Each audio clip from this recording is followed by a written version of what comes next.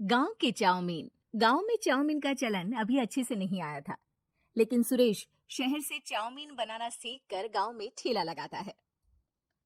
अरे ये केचुआ है क्या भैया? कैसे खाया जाता है? अरे नहीं नहीं, ये चाउमीन है। चाउमीन शहर में खाया जाता है। कितने की दे रहे हो सुरेश? 10 रुपए की प्लेट भरकर। तभी वहां शहर से पढ़ा एक लड़का आता है। जरा एक प्लेट चाउमीन तो देना। सुरेश उसे चाउमीन देता है। उसे चाउमीन खाता देख गांव वाले भी उससे चाउमीन ले लेते हैं और खाने लगते हैं। अरे वाह सुरेश भैया, कमाल की बनाए हो। 2 प्लेट मेरे बच्चों के लिए भी पैक कर दो। बस फिर क्या था, सुरेश का ठेला लगता है और चाउमीन खरीदने वालों की लाइन लग जाती है। तभी वहां से गांव का साहूकार होकर गुजरता है। और ये क्या भीड़ लगी है? लगता है झगड़ा हो गया है गांव में। चलूं मैं अभी तो मजे ले लूं। अरे कहाँ है, इतनी भीड़ लगी है यहाँ? लड़ाई हो गई है क्या?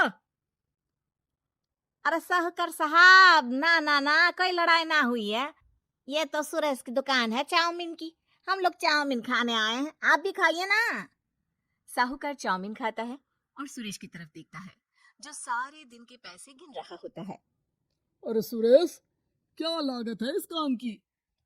अरे साहूकार जी, आप अब आए तो ये पूरे 10,000 रुपए ले जाइए, जो पिछले साल शहर जाने से पहले आपसे लिए थे ना। लागत तो क्या कहे, जो आपने दिया था उसी में सीखा भी है और दुकान भी खोल ली। अरे पैसे इतनी जल्दी क्या जरूरत थी? कैसे जरूरत नहीं थी साहूकार जी, इतना मोटा ब्याज कहाँ से भरते। साहूकार को अब सुरेश की दुकान को हड़पने की लालच आ जाती है। नाना करते ये सारे दिन में 500 रुपए कमा ही लेता है। अरे गांव में ये ऐसे ही कमाता रहा तो कहीं ब्याज का काम ना शुरू कर दे। अरे भैया, कोई ना कोई जुगाड़ तो करना पड़ेगा। अब साहूकार घर आ जाता है और अपनी बीवी को सारी बात बताता है। हाँ जी, ये तो मैंने भी सुना है कि सुरेश के हाथ की चाउमीन नहीं खाई तो कुछ नहीं खाया। अरे हाँ हाँ, सही ही कहते हैं। मैं भी खा कर ही आ रहा हूँ। अरे भाग्यवान है, कितना अच्छा हो ना। अगर वो पैसा हम लोगों को मिल जाए, क्यों? है? हाँ, वो तो है, लेकिन कैसे? हम लोगों को तो चाउमीन बनाना आता ही नहीं है।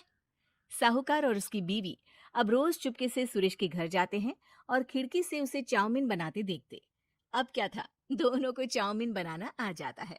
फिर एक रोज, और सुरेंद्र, तुझे साहूकारनी ने बुलाया था।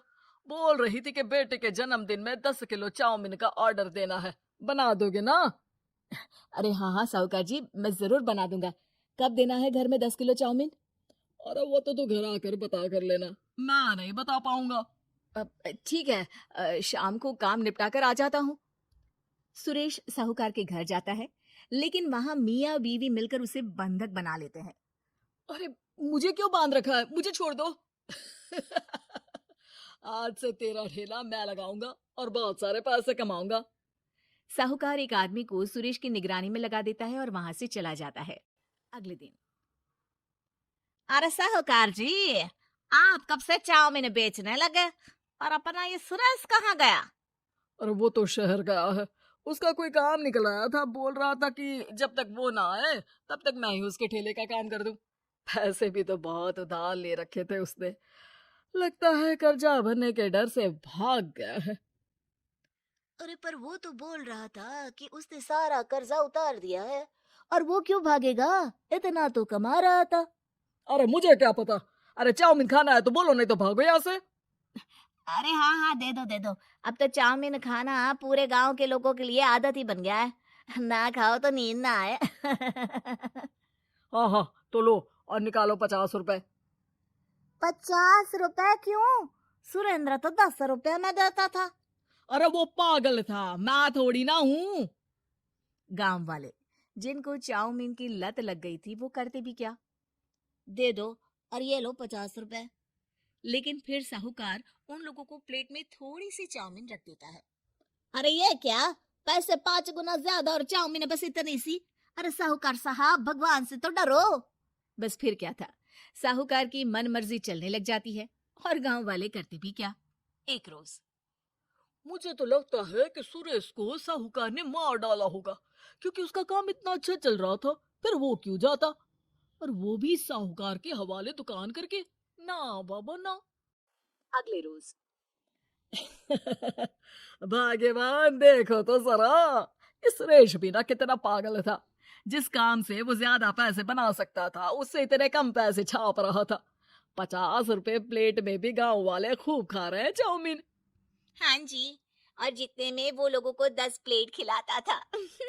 भर भर कर हम लोग उतने में 20 प्लेट बना रहे हैं, क्यों जी? वहीं सुरेश रोज भगवान से मांगता कि बस एक बार वो किसी तरह वहां से निकलने में कामयाब हो जाए, लेकिन उसकी हर कोशिश नाकामयाब होती। फिर एक दिन अरे भाग्यवान, ऐसा कुछ करो कि चाउमीन बनाने का खर्चा आधा हो जाए, जिससे हम लोगों को और मुनाफा हो। ना जी, मुझे तो कोई तरकीब ना सूझ रही। अरे सुनो, एक काम करते हैं। चाउमीन बनाने में जो सब्जी लगती है वो मंडी में लेने तुम देर रात चली जाना। तब तक वो सारी सड़ी गली सब्जी जो दुकानदार वहीं फेंक जाते हैं, वो उठा कर ले आना फ्री में। अरे वाह जी वाह, आप तो बहुत समझदार हैं जी। बीवी वैसा ही करती है, लेकिन अब लोग चाउमीन खाते तो मुंह बनाकर। फिर एक बार अरे राम राम राम, ये पेट में दर्द काहे हो रहा है? हाय रे हाय, मेरा भी पेट दर्द के मारे फटा जा रहा है।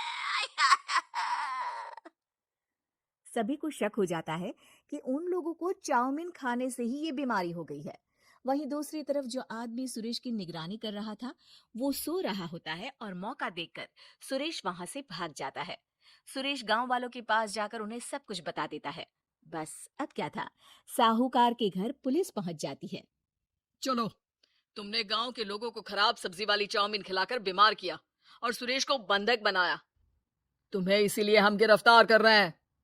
साहूकार को पुलिस ले जाती है और फिर अगले दिन से सुरेश का ठेला गांव के बाजार में लग जाता है, जहां अब पहले से ज्यादा भीड़ होती है।